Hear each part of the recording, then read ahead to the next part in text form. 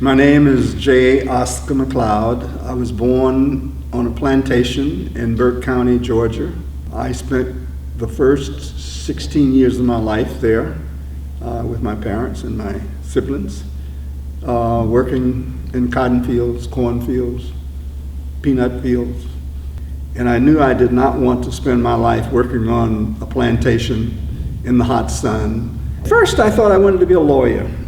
And then when I entered Boggs Academy, which was a Presbyterian operated school in rural Georgia, I was exposed to a different kind of clergy leadership. I'd grown up initially in my early years in a Baptist tradition. But I was exposed to the Presbyterian Church and to Presbyterian ministers and saw the possibility that that was an opportunity and a place where I could provide leadership, and set out on that track to prepare myself to become a Presbyterian minister.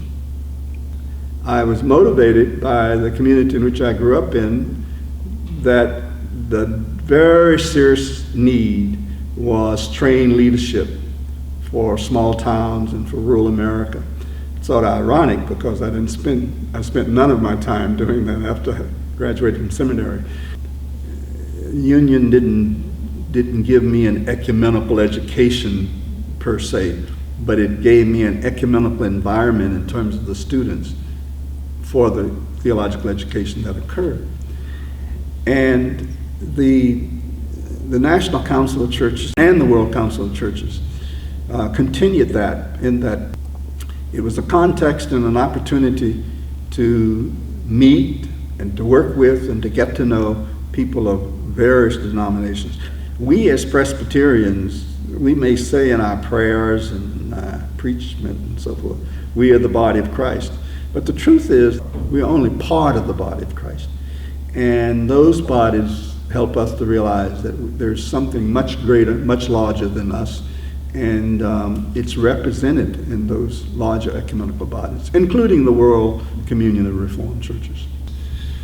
The early 60s, the mid-60s, the United Presbyterian Church really evolved a very strong and deep commitment to racial justice.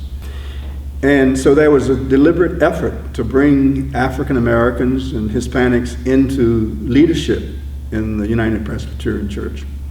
And there was a vacancy in the top leadership at the COMA, was the Commission on Ecumenical Mission and Relations, which really was the agency that handled our international mission and also our relationships with other churches. I was invited to apply for one of the positions and was selected to be Associate General Secretary, and worked for 2 years with Donald Black, who became a very good friend of mine during that time. I was the General Secretary who related to both Africa and Latin America, two regions. Staff people of COMA were people who had been missionaries. I was not a missionary. My only overseas experience had been as a student.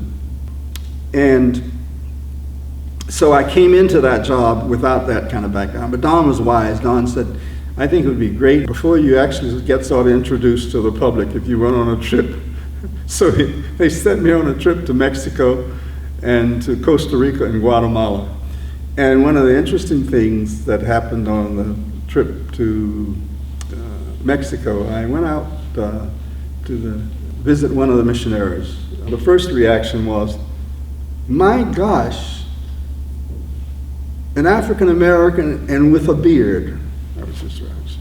The second reaction was a question he asked me, which reminded me of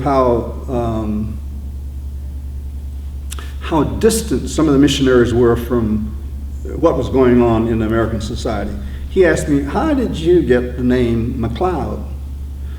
And I used to be a kind of a smart aleck sometime, okay.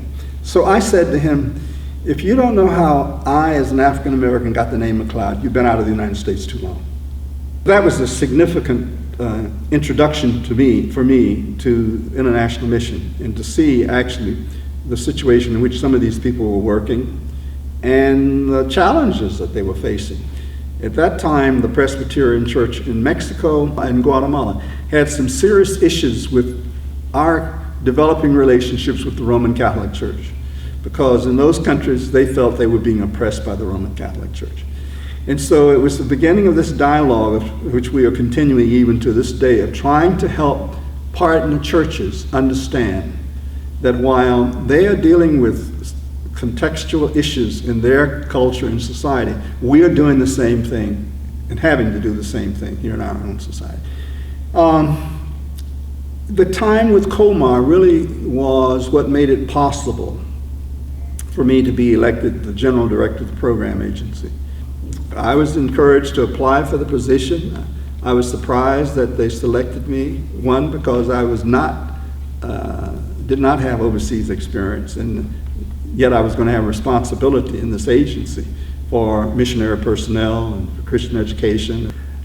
It seems as though I have always ended up where I said I didn't want to be.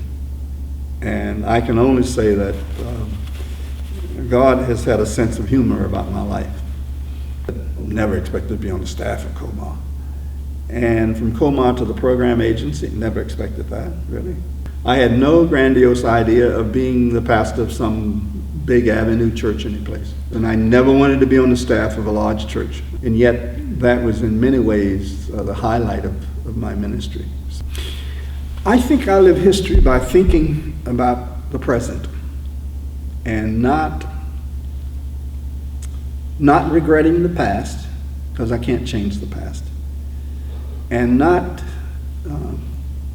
being overly confident about what the future is going to bring.